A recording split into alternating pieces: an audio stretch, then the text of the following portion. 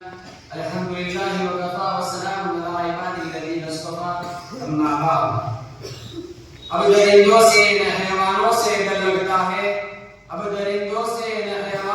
ڈر لگتا ہے کیا زمانہ ہے کہ انسانوں سے ڈر لگتا ہے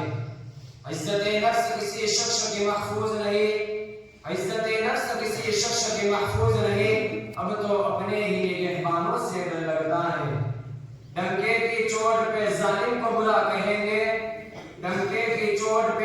ظالم کو برا کہیں گے مجھے سولی سے نہ زندانوں سے ڈر لگتا ہے معزز سامعین کرام، دنیا کے تمام ادیان و مذاہب کے درمیان مذہب اسلام اپنی انسانیت نماز پیغام میں منفرد ہے۔ حق گوئی اور ناسبازی میں ضرب المثل ہے، بلند اخلاقی اور اعلیٰ کرداری میں اسلام کا امتیازی شان حاصل ہے۔ امن و امان کی پاسداری اور تحفظ انسانیت میں اسلام کی کوئی نظیر نہیں ہے۔ چنانچہ اب تاریخ کی ورق گردانی کرتا ہے، مسائل عالم کا جائزہ لے لیجئے، دنیا کے تمام ادیان و دھرم کا مطالعہ کر ڈالیں۔ اگر آپ کے پاس صحیح فہم و فراست ہوگی، آپ کا احساس بیدار ہوگا، آپ کی عقل و خیرت زندہ ہوگی، عدل و انصاف نے آپ کو مست کیا ہوگا، تو آپ برملا اظہار کریں گے کہ مذہب اسلام کی نظیر نہ کل تھی، نہ آج ہے، نہ تعصب قیامت اس کو کوئی پیش کر سکے گا۔ اس لیے کہ اسلام یہ واحد مذہب ہے جہاں امن و سلامتی کی تعلیم دی جاتی ہے، اخوت و بھائی چارگی کا درس دیا جاتا ہے، انسانیت شناسی اور انسان نوازی کا جام پلایا جاتا ہے، ہمدردی اور رواداری کی تلقین کی جاتی ہے، ایک دوسروں کے مزاج خوشیوں اور گرم بھائی اسلام کا خاص وصف ہے، اور پوری دنیا میں حق و انصاف کے رنگ میں رنگنا اسلام کا اساس ہدف اور بنیادی مشن ہے۔ مگر افسوس کہ شرپسند ہندوؤں کی طرف سے اسلام اور اسلامی تعلیمات پر الغام ہو رہی ہے، اور غیر مسلموں کا یہ عقیدہ بن چکا ہے کہ اسلام دہشت گردی کی تعلیم دیتا ہے، اسلام کے زیر سایہ دہشت گردی پروان چڑھتی ہے، مدارس اسلامی میں دہشت گردی کو فروغ مل رہا ہے، وہاں ملک دشمنی کا درس دیا جاتا ہے، اور اسلامی کی وجہ سے ہندوستان مشکلات و مسائل کے نظر میں ہے، آفات و حوادثات کی زد میں ہے، اور اسلامی ملک کے تقدم و ترقی کی راہ کا گاٹا ہے، اور اسلامی کی وجہ سے اس ملک کے عوام امن و امان سے محروم ہے اور ان کا چین سکون کا رد ہے۔ حالانکہ یہ تشدد پسند اچھی طرح جانتے ہیں کہ چوری کرنے کے سلسلے میں اسلام کا اعلان یہ ہے السارق والسارقۃ فاقطعوا ایدیہما جزاء بما کسبا نکالا من اللہ، اگر کسی مرد نے چوری کی تو اس کا بھی ہاتھ کاٹا جائے گا، اگر کسی خاتون سے بھی یہ غلطی سرزد ہو جائے تو اس کو بھی یہی سزا دی جاتی ہے۔ یہ اسلام کو من دشمن کہنے والوں، یہ اسلام اور دہشت گردی کو متصارف کہلانے والوں، آگے کو اگر اسلام کی تعلیم دیکھو، اگر اسلام میں امن ہوتا، سراشتی نہ ہوتی، انسانیت کی پاسداری نہ ہوتی، اور اسلامی تعلیمات ملک و ملت کے لیے وبال جان نہ ہوتی، تو بتاؤ یہ کل کے اندو کیا اسلام اپنے ماننے والوں کا ہاتھ کاٹتا؟ چوری کرنے پر اتنی سخت سزا دی جاتی، اسلام میں بدکاروں اور زناکاروں کو کوڑے لگائے جاتے، ناحق لوٹ مار پر پابندی عائد کی جاتی؟ نہیں، ہرگز نہیں، بلکہ جس طرح دیگر ادیان و مذاہب میں اپنوں کی تئی چشم پوشی کی جاتی ہے، دوستوں کے جرم پر پردہ ڈال دیا جاتا ہے، ٹھیک اسی طرح اسلام میں بھی مجرموں کے ساتھ رعایت دی جاتی، ظلم و ستم پر چشم پوشی کی جاتی، ناحق ریزی اور کتا غارب گیری کے لیے کوئی قاعدہ قانون نہ بنتا، اور تشدد پسندوں کو رہا کر دیا جاتا، اور دہشت گردوں کو انعام سے نوازا جاتا۔ لیکن آپ کو اسلامی تاریخ کا مطالعہ کر ڈالیں، آپ کو پورے اسلام میں کسی جگہ اونچ نیچ نہ ملے گی، نہ کسی جگہ ایک طرفہ معاملہ ملے گا۔ کسی شاعر نے کیا ہی خوب کہا ہے، یہ وزر امتحان کرتے دل کیسا نکل آیا، یہ وزر امتحان کرتے دل کیسا نکل آیا، الزام ہم ان کو دیتے تھے قصور اپنا ہی نکل آیا۔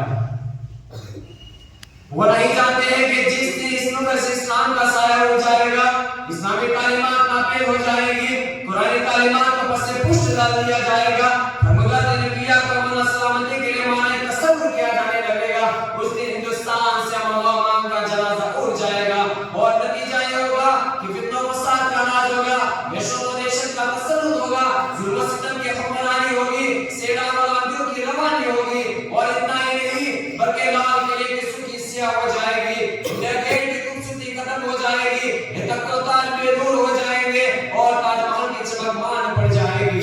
بقول شاعر کے اسلام ہی ملن سے ہے سرسبز گلستہ، اسلام ہی کے دم سے ہے سرسبز گلستہ دس جائے گا چمن جو مسلمان ہو یہاں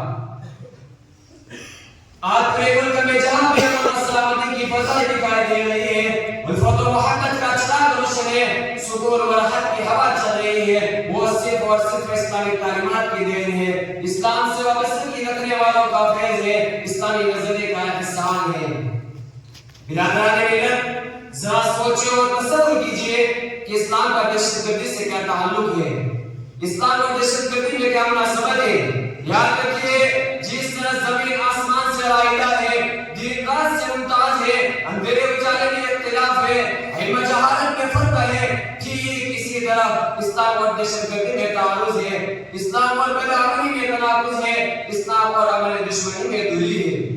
اے اسلام کو من دشمن کہنے والوں فتح مکہ کی تاریخ اٹھا کر دیکھو اور اسلام کے قدموں میں گر جاؤ یہ واقعہ اسی دنیا میں پیش آیا اس موقع پر ہر مسلمان جذبہ انتقام سے سرشار تھا سب کے سینے میں انتقام کی آگ بڑھ رہی تھی جوش انتقام میں بار بار زبان پر یہ الفاظ آتے تھے اليوم نضربكم على تنزيل اليوم نضربكم على تنزيل ضربا يزيل الهام عن الخيل ويظهر الخليل عن الخليل یہ کافروں یہ ہم سے ہمارے گھر چھیننے والوں یہ بیت اللہ سے ہم کو بگانے والے مشرکوں کل تمہاری باری تھی آج ہماری باری ہے کل تمہارا وقت تھا آج ہمارا وقت ہے یاد رکھو آج فرمانے قرآن کے مطابق ہم تمہیں ایسی مار ماریں گے ایسی ضربہ لگائیں گے کہ تمہاری کھوپڑی سر سے الگ ہو جائے گی اور ہمارا وار اتنا خطرناک ہوگا کہ تم اپنے دوست و احباب کو بھی بھول جاؤ گے یہ اسلام اور دہشت گردوں کے ایک پڑھنے کے رکھنے والوں یہ اسلام کو امن دشمنی کا ضامن بتلانے والوں فتح مکہ کی تاریخ اٹھا کر دیکھو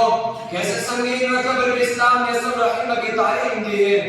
اور وہ بادشاہ جسے یتیموں کی طرح بھگایا گیا تھا وہ شہنشاہ جسے غلاموں کی طرح بھگایا گیا تھا اور وہ عظیم فرمانروا جس کے لیے مکہ کی سرزمین تنگ کر دی گئی تھی آخر وہ کفاروں کے ساتھ میں تشریف لاتے ہیں اور کہتے ہیں اے کفار کیا تم جانتے ہو کہ آج تمہارے ساتھ کیا برتاؤ کیا جائے گا